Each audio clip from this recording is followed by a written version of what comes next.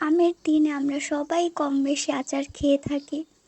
তো এরকম লোভনীয় আচার হলে আর কি লাগে। টক ঝাল মিষ্টি আচারের চাইতে মজাদার আর কোনো আচারই হতে পারে না, আমি যেটা মনে করি।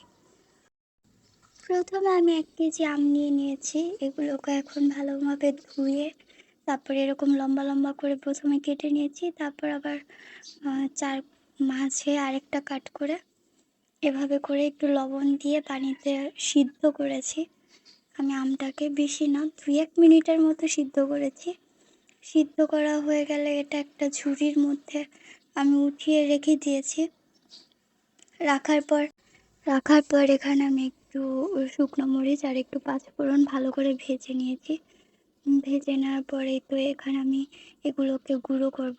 সম্পূর্ণ গুঁড়ো করব না, একটু হালকা যাতে ভাঙা ভাঙা হয় এরকম দেখে নিন। এভাবে এরকম গুঁড়ো করা লাগবে। তারপর এখানে আমি আরও নিব একটা সাদা সরিষা, তার সাথে কিছু রসুন। এই পরিমাণ নিলেই হয়ে যাবে। তারপর এগুলোকেও আমি ব্লেন্ডার করে নিয়েছি। ব্লেন্ডার করার পরে এরকম হয়েছে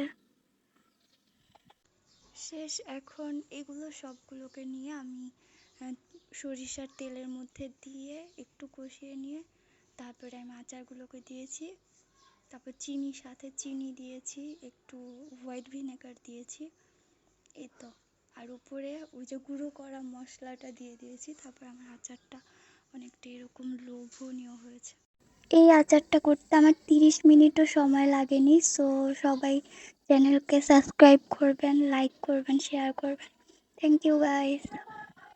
আর বাসায় বসে এরকম মজাদার আচার বানিয়ে বানিয়ে খাবেন।